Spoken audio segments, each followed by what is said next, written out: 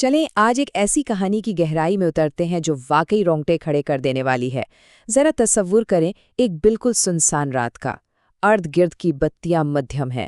آج کے اس تجزیے میں ہم ایک مشہور سرجن سمیر کے ذہن کی ان تاریک گہرائیوں کا جائزہ لیں گے جہاں سائنس اور پاگل پن کی حدیں بالکل مٹ جاتی ہیں۔ مطلب دن کی روشنی میں تو لوگ اسے ایک مسیحا مانتے تھے، لیکن رات کے اندھیرے میں اس کا ایک ایسا مشغلہ تھا جو کسی کے بھی ہوش اڑا دے۔ کیسا ہو اگر کوئی انسان مرنے کے بعد دوبارہ زندہ ہو جائے؟ دیکھو، میں بھی تو مر کر ہی زندہ ہوا ہوں۔ یہ وہ الفاظ تھے جن سے اس خوفناک رات کی شروعات ہوئی۔ ہسپتال کا سرد اور خاموش مردہ خانہ، جہاں ایک ڈرا ہوا چوکیدار کھڑا ہے اور اس کے سامنے ہے سمیر۔ اس کی آنکھیں نیند کی کمی سے اتنی لال تھیں جیسے کسی درندے کی ہوں۔ جب سمیر نے یہ عجیب و غریب بات کہی نا، تو چوکیدار کی تو جیسے جان ہی نکل گئی اور وہ وہاں سے سرپٹ بھاگ کھڑا ہوا۔ اور سچ پوچھیں تو سمیر کو بس اسی تنہائی کی ہی تو تلاش تھی۔ شیشے کے چیمبر کا تجربہ۔ اب ہم اس شخص کی اس بھیانک سائنس کی طرف آتے ہیں جو موت کو اس کے حال پر چھوڑ ہی نہیں سکتا تھا۔ وہ لاوارث لاشوں کو اٹھا کر اپنی لیب میں لاتا تھا، یہ سوچ کر کہ وہ سائنس کے لیے کوئی بہت بڑا کارنامہ انجام دے رہا ہے۔ اس کا طریقہ کار کچھ یوں تھا۔ پہلا قدم ایک لاوارث لاش کا بندوبست کرنا، دوسرا قدم اس لاش کو شیشے کے ایک چیمبر میں سختی سے بند کر دینا، اور تیسرا قدم اس میں کچھ خاص کیمیکلز ملانا، یہاں تک کہ سفید دھواں بالکل کالا پڑ جائے۔ سمیر نے ہارٹ اٹیک سے مرنے والے ایک شخص پر بالکل یہی خوفناک تجربہ آزمایا، اور پھر وہ لمحہ آیا جس کی شاید کسی کو بھی توقع نہیں تھی۔ اس مردہ لاش نے واقعی میں اپنی آنکھیں کھول دیں، لیکن کامیابی کی یہ چمک بہت ہی عارضی تھی۔ آنکھیں تو کھل گئیں، لیکن اس کے بعد لاش نے کوئی حرکت نہیں کی، بالکل کوئی رد عمل نہیں دیا۔ اس ناکامی پر سمیر کا غصہ بس قابو سے باہر ہو گیا۔ اس نے انتہائی بکھلاہٹ اور غصے میں اس بے جان جسم کو کچرے کی طرح اٹھا کر اپنی لیب سے باہر پھینک دیا، یہ سوچ کر کہ اب یہ لاش اس کے کسی بھی کام کی نہیں رہی۔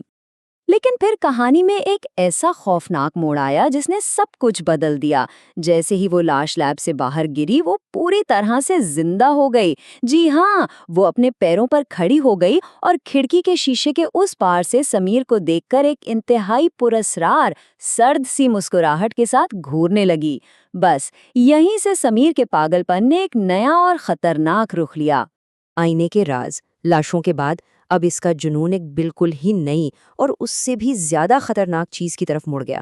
اس نے مردہ لاشوں پر تجربات چھوڑ دیے اور اب اس کی پوری توجہ اپنی ہی پرچھائی پر مرکوز ہو گئی، یعنی آئینے میں نظر آنے والے اپنے ہی عکس پر۔ یہاں سے یہ جنون بہت تیزی سے بڑھنے لگا۔ کئی دن بس آئینے کو گھورتے ہوئے گزر گئے۔ اس نے یہ ماننا شروع کر دیا تھا کہ شیشے کے اس پار بھی ایک مکمل الگ دنیا آباد ہے، اور اگر وہ کسی طرح اپنی پرچھائی کا کلون بنا لے تو اس کا نام دنیا میں امر ہو جائے گا۔ لیکن پھر ایک دن جب وہ ہنسا تو اس کی پرچھائی نے ہنسنے سے انکار کر دیا۔ وہ عکس بالکل خاموش کھڑا اسے بس گھور رہا تھا، اور سب سے زیادہ دل دہلا دینے والی بات یہ تھی کہ اس عکس کے ہاتھ خون میں لت پت تھے۔ اب یہاں سے وہ نفسیاتی عذاب شروع ہوتا ہے جس نے سمیر کو اندر تک توڑ کر رکھ دیا۔ وہ پرچھائیں اب بالکل اس کے قابو میں نہیں تھیں۔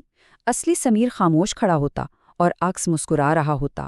وہ اسے ڈراتی، اپنا ہی گلا کاٹ کر دکھاتی، سمیر کے پیاروں کی تصویریں جلاتی، اور پھر زور زور سے ہنس کر اسے تانے دیتی کہ وہ اب کبھی نہیں بچ پائے گا۔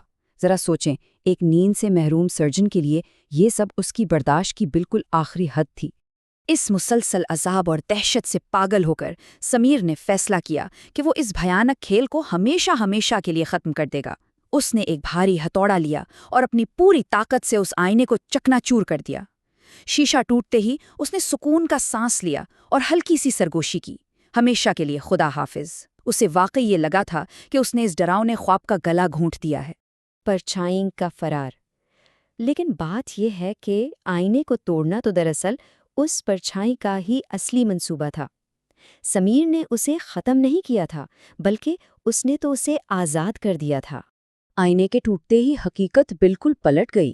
اصلی سمیر کے پیٹ سے اچانک تیزی سے خون بہنے لگا، بالکل ویسا ہی زخم جیسا اس نے کچھ دیر پہلے آئینے میں اپنی پرچھائی پر دیکھا تھا۔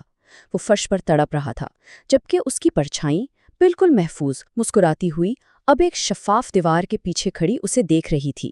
سمیر کو اب وہ سارا درد محسوس ہو رہا تھا جو اس کی پرچھائی نے خود کو دیا تھا۔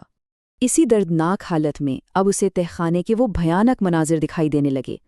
راہداریوں میں لال بتیاں جل بجھ رہی تھیں، ہر کمرے میں اس کے پرانے اور ناکام تجربات کا نتیجہ موجود تھا، وہ لاشیں جو اب گوشت کے بد شکل لوتھروں جیسی لگ رہی تھیں۔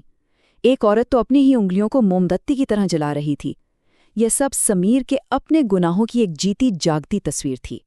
اندھیرے میں قید، اب سفید کوٹ پہنے ہوئے وہ پرچھائی جو پوری طرح سے نقلی سمیر بن چکی تھی، ایک فاتحانہ انداز میں اس کے سامنے کھڑی تھی۔